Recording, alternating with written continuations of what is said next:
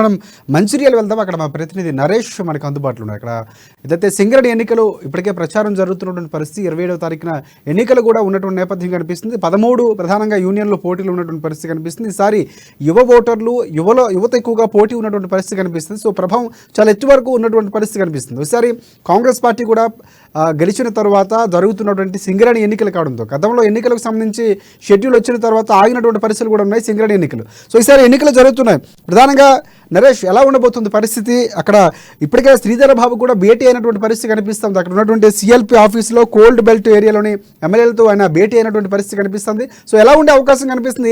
ఏ యూనియన్ల మధ్య ప్రధానంగా పోటీ ఉంటుంది? శేఖర్, ఇక్కడ సింగరేణి ఎన్నికల్లో ప్రచారం జోరు అందుకుంది. పలుసార్లు వాయిదాలు పడిన తర్వాత చివరికి ఈ నెల 27న ఎన్నికలు నిర్వహించాలని హైకోర్టు ఆదేశించినటువంటి నేపథ్యంలో 6 ఏళ్ల తర్వాత జరుగుతున్నటువంటి ఈ ఎన్నికల్లో ఎవరికి పట్టం కట్టబోతున్నారు, మరి ఎవరు ఇక్కడ సింగరేణి గుర్తింపు సంఘం ఎన్నికల్లో గుర్తింపు సంఘంగా ప్రాతినిధ్యం వహించబోతున్నారు అనేటువంటి సర్వత్రా ఉత్కంఠ నెలకొందని చెప్పవచ్చు. మరి 6 నియోజకవర్గాల్లో విస్తరించి ఉన్నటువంటి సింగరేణి 11 ఏరియాల వ్యాప్తంగా ఉంది.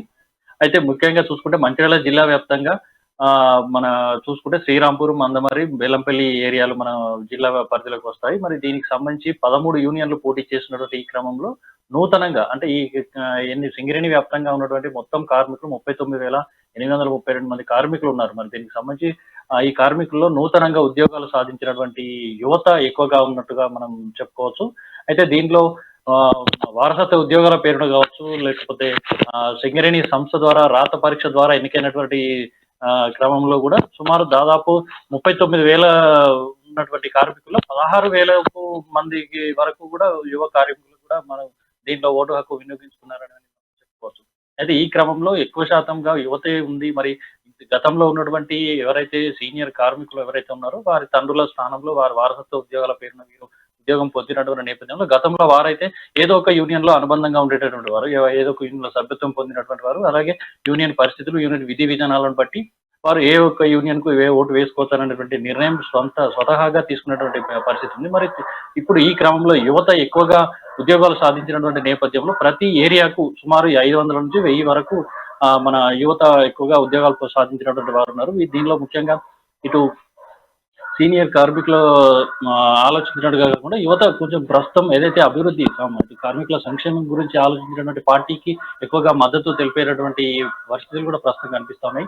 అయితే ఇటీవల జరిగినటువంటి అసెంబ్లీ ఎన్నికల్లో ఏదైతే సింగరేణి వ్యాప్తంగా ఉన్నటువంటి 6 నియోజకవర్గాలు సుమారు 6 నియోజకవర్గాలకు కాంగ్రెస్ అభ్యర్థులే ఎక్కువగా గెలుపొందినటువంటి పరిస్థితి మనం చెప్పుకోవచ్చు ప్రధానంగా. అయితే దీనికి సంబంధించి కాంగ్రెస్ పార్టీ అనుబంధంగా ఉన్నటువంటి సంఘమైన INTUC దీనికి మన గుర్తింపు సంఘం ఎన్నికలు పోటీ చేస్తున్నాయి. అయితే ఇప్పటి వరకు సుమారు 6 సార్లు ఈ సింగరేణి గుర్తింపు సంఘం ఎన్నికలు జరిగాయి. దీంట్లో 3 సార్లు AITC అంటే సిపిఐ పార్టీ అనుబంధ సంఘమైనటువంటి AITC ప్రాతినిధ్యం వహించింది గుర్తింపు సంఘంగా.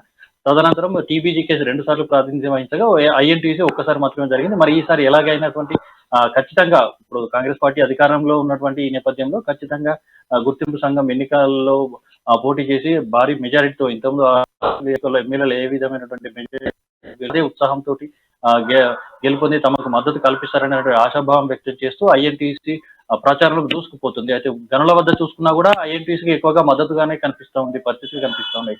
ఇప్పుడు మనకు శ్రీరాంపూర్ ఏరియాలో చూసుకున్నట్టయితే CSP కావచ్చు, SRP1 కావచ్చు, SRP3 కావచ్చు, RK5 కావచ్చు, ఈ గనుల వద్ద ఏకపక్షంగా ఇటు TBGK ఇంతకుముందు గతంలో ఉన్నటువంటి TBGK లో ఉన్నటువంటి గుర్తింపు సంఘంలో సభ్యులుగా ఉన్నటువంటి వారు కావచ్చు, ఇటు AITC లో ఉన్నటువంటి వాళ్ళే కావచ్చు, ఏకపక్షంగా INTUC లో పార్టీలో జాయిన్ అవుతే కంపల్సరీ ఖచ్చితంగా ఈసారి INTUCకే మద్దతు ఇస్తామని కాంగ్రెస్ పార్టీ అధికారంలోకి వచ్చిన తర్వాత రేవంత్ రెడ్డి సీఎం అయ్యాక 6 గ్యారంటీ హామీలతో ముందుకెళ్తూ ఏ విధమైనటువంటి 6 గ్యారంటీ హామీలలో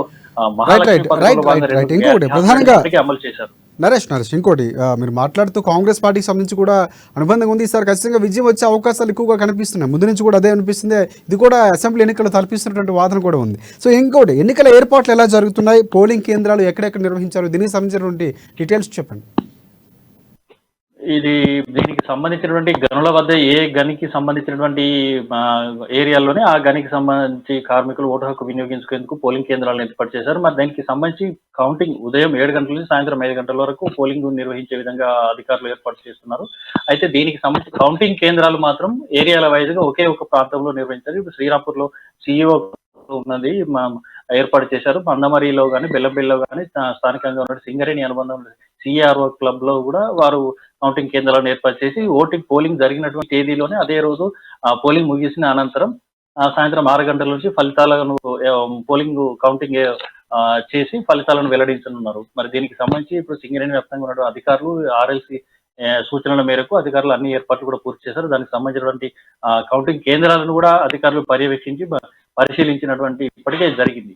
అయితే దీనికి సంబంధించి ఇప్పటికీ మనకు జరుగుతున్నటువంటి ఈ తీసుకున్నటువంటి ఇటు కాంగ్రెస్ పార్టీ ఇటీవల మా మంత్రిగా మనకి శ్రీధర్ బాబు మంతనికి నియోజకవర్గం చెందిన ఎమ్మెల్యే మంత్రి శ్రీధర్ బాబు ఇటు మంతని రామగుండం డివిజన్ లో ఉన్నటువంటి 1, 2, 3 3 డివిజన్లు ఇటు ఆ ఏరియా పరిధిలోకి వస్తాయి. ఇటు శ్రీరాంపూర్ ఏరియా పరిధిలో ఉన్నటువంటి 3 ఏరియాలకు సంబంధించి ఇటు మొత్తం 6 నియోజకవర్గాలకు సంబంధించిన ఎమ్మెల్యేతో సమీక్షా సమావేశాన్ని కూడా నిర్వహించారు.